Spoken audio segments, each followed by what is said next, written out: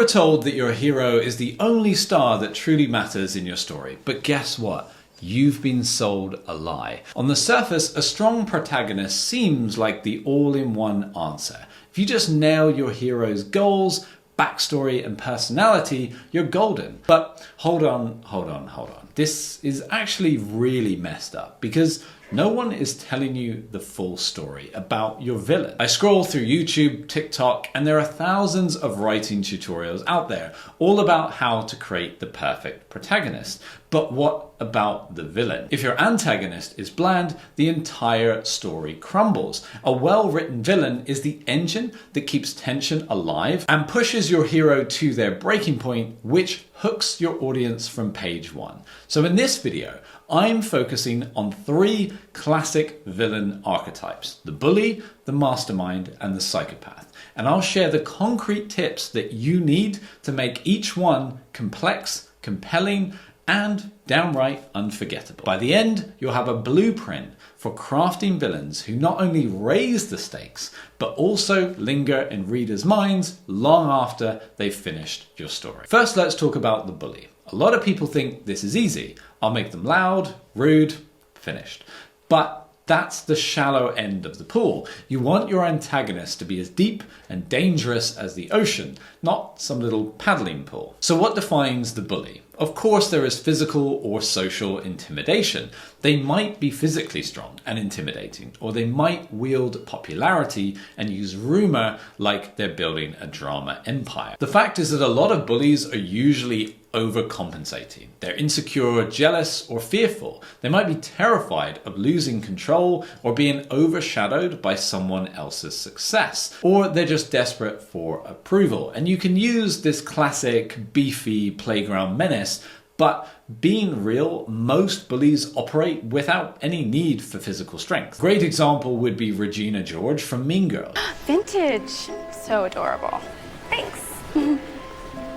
That is the ugliest effing skirt I've ever seen. She's not beating anybody up in the playground, but she's snapping necks socially by controlling that high school hierarchy. And beneath her glossy hair and color-coded burn book are anxieties about maintaining her status. The bully archetype works well because it creates instant conflict. Everybody recognizes a bully. Whether you were bullied or you watched it happen to someone else, you get that tension. And so we don't have to spend 50 pages setting up for a big conspiracy. If you toss in a bully, you have conflict from day one. A bully villain also has room for redemption or doom. They can actually decide whether they become a better person or double down on just being an even bigger jerk, which is what drives the story's emotional arcs. Here are some actionable tips to write a bully villain. You want to give them a clear motivation. Mean for no reason is boring. Maybe they're neglected at home, or they're overshadowed by a sibling, or they're just hungry for validation. You also want to show their vulnerabilities. Let them slip up. Maybe they even have a moment of regret, or they get a flash of fear that the people they terrorize, who they outrank today, might overtake them tomorrow. You can even show them feeling embarrassed. You also want to escalate their behavior. You can start with petty insults and then scale up to sabotage, blackmail, and keep the tension rising. This is going to leave your reader wondering, how far are they willing to go? How far will they push? And then it's important to humanize them as well. So it might be that despite their bully nature, they love seeing their grandma and they're really sweet with her. The point is to let the readers see their human side, and you want to create that push-pull because that makes a villain very memorable. So contrary to popular belief, you can't just say they're big and mean. There is a lot of nuance to it. If you sprinkle in that complexity, you'll have a bully who sticks in your readers' minds like chewing gum on the bottom of your shoe, in the best possible way. By the way, if you would like a professional editor to take on all of this hard work for you, refine your manuscript, or give you some detailed feedback, well then drop us a line. There is a link down below. Next up is the mastermind. This is the villain for all you evil genius fans out there. Except there's a major misconception about this villain. People think you can just say your villain's a genius and that's enough, but it isn't. You have to show it. So what defines the mastermind villain? Well, they are always 5 steps ahead. They're basically the chess grandmaster of villainy. There's no flailing around, no screaming, you'll pay for this. They're calm, methodical, and they've probably predicted your hero's every move. By having a villain that is one step ahead, it frustrates your hero and your readers at the same time, and it keeps them hooked. The goal is always to keep your reader hooked. They will also be strategic, calculated, and mysterious. They keep their cards so close to their chest, you won't even know they're playing the game until your hero loses. And of course, they value control. Outthinking people is their main focus. They get their power from staying 2 to 10 moves ahead of every other character. Prime examples are Littlefinger from Game of Thrones and how he plays Puppet Master. Fight every battle, everywhere, always, in your mind. Darth Vader from Star Wars, who hides in plain sight and orchestrates galaxy-wide chaos. And then you have Gus Fring from Breaking Bad, who's calm, polite, but oh so efficient, and always operating about 20 steps ahead of the law and his rivals. So why does the mastermind villain work so well? It creates an intellectual chess match. Your hero can't just punch their way out of this one. They have to think, and readers love the cat and mouse tension that it creates. It also generates elevated stakes. One little miscalculation and your hero is done. The mastermind's not messing around. It will also help create big payoffs when the mastermind's ultimate scheme is revealed. You'll get that, oh my god, how did I not see that coming moment. So here are some actionable tips to write a mastermind villain. First, you want to conceal their identity or plan. You need to drip the clues in very slowly. Don't ever info dump their plan in chapter 1 and give them strong motivations. Maybe they think they're saving the world by taking it over. It's twisted, but it's consistent in their own mind. Again, we can use Darth Vader in Star Wars, who thinks he's bringing order to the galaxy. With our combined strength, we can end this destructive conflict and bring order to the galaxy.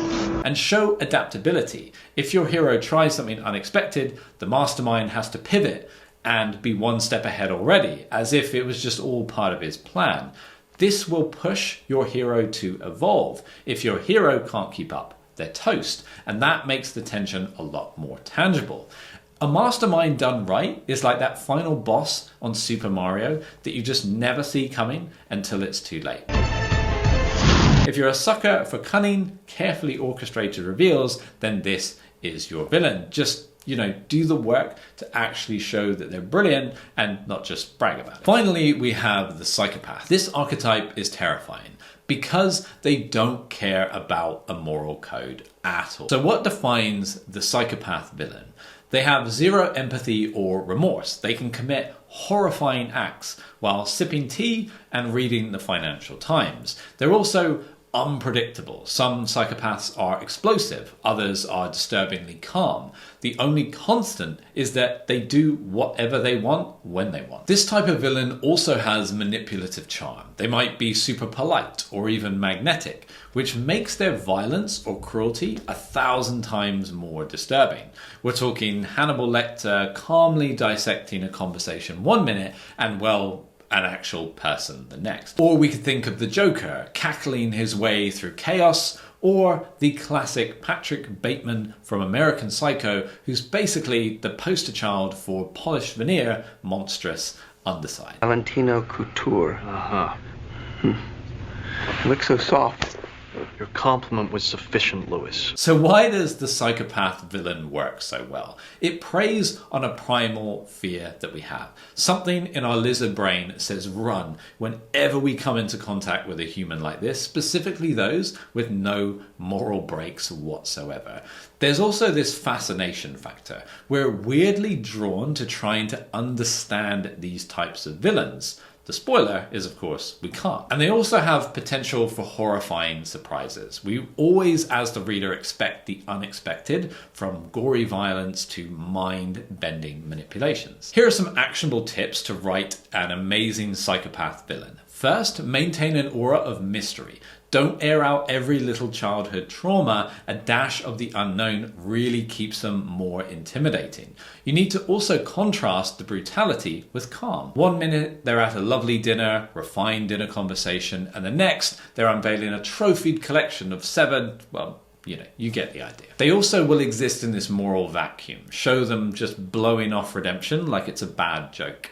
And then play with reader expectations. Present them as elegant, helpful, and then bam, hit us with the real face behind that mask. Psychopaths will force your hero and your audience into this constant sense of dread. You can't bargain with them, you can't predict them, and that's exactly why they're so gripping, and they're perfect for the darkest corners of storytelling. So we've just crashed through 3 big villain archetypes: the bully, the mastermind, and the psychopath. And of course, each one offers a different flavor of conflict. I'd love to hear in the comments down below which of these villains you will be writing next, which ones you're working on, which of my tips you plan to use, and YouTube will now be recommending another one of my value-packed writing videos right here, so go ahead and watch that one next.